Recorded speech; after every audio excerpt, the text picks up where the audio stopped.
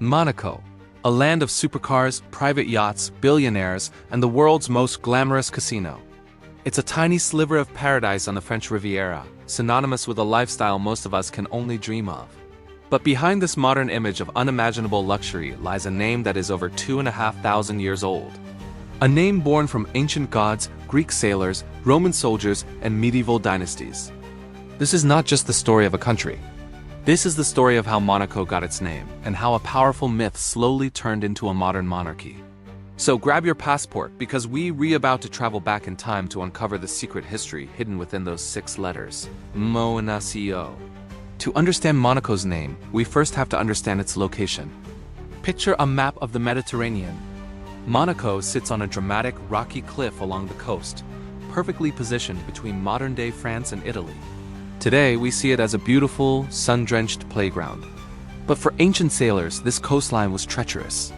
It was a maze of sharp rocks, narrow harbors, and sudden, violent storms. Navigating these waters required skill, courage, and a little bit of faith.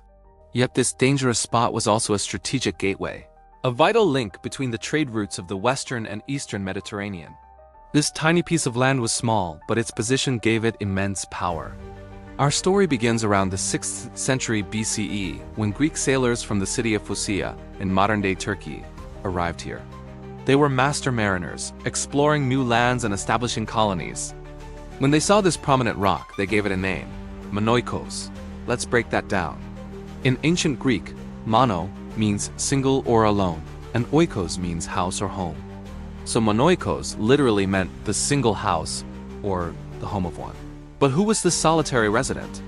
The answer lies not in history, but in mythology. According to Greek myth, the legendary hero Hercules traveled through this very region during one of his 12 labors.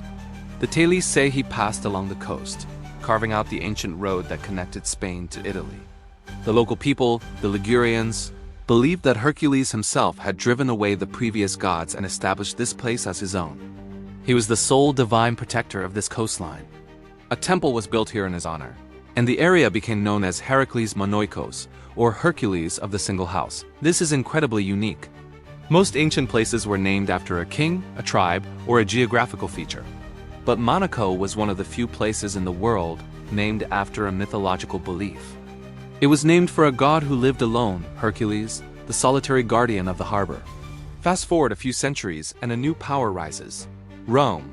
When the Romans conquered the region, they absorbed many Greek traditions. Instead of changing the name, they embraced it.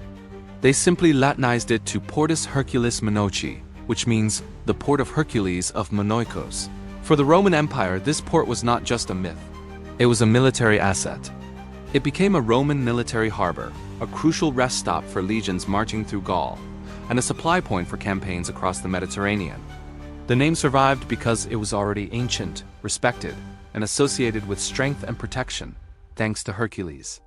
The myth gave the place an aura of power that even the practical Romans wouldn't dare erase. Then, the Roman Empire collapsed. Europe was plunged into the Dark Ages. It was a time of chaos. Empires fell, cities vanished from the map. Entire languages and names were lost to history. But somehow, through all this turmoil, the name Monaco survived. How? The answer, once again, lies with the sea. Even as empires crumbled, sailors still needed safe harbors.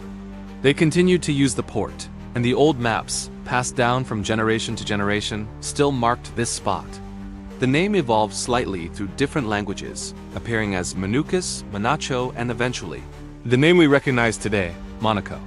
The myth of the lone god kept the name alive on the lips of sailors and in the ink of cartographers, a tiny flame of history that refused to be extinguished. Then, in the year 1297, a single dramatic event happened that would change Monaco forever.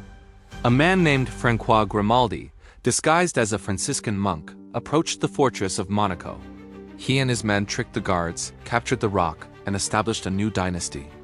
From that moment on, Monaco became a dynastic state ruled by the Grimaldi family.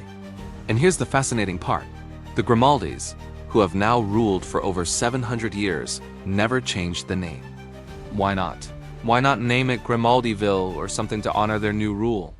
Because the name Monaco carried something more powerful than any new king could claim: ancient legitimacy. The name was older than dynasties, older than kingdoms. It was tied to myth, to the Romans, to the Greeks. To change it would be to erase the very soul of the place. Over the centuries, the Grimaldis masterfully navigated the treacherous politics of Europe. They transformed Monaco from a fortified rock into a sovereign principality, then a glamorous resort, a tax haven, and finally, a global symbol of wealth and exclusivity. But through all these transformations, the name remained untouched. The meaning, however, has evolved.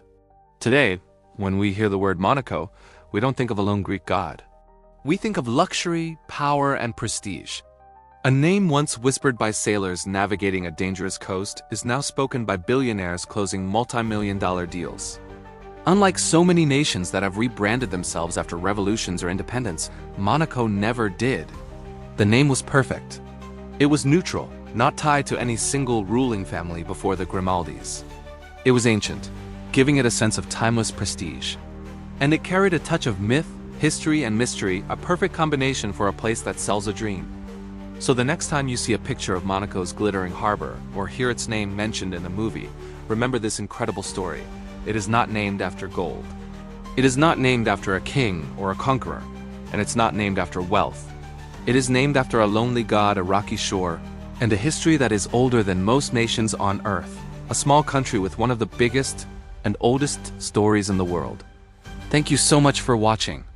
If you found this journey into history as fascinating as I did, don't forget to like this video and subscribe for more stories hidden behind the names you thought you knew. See you next time.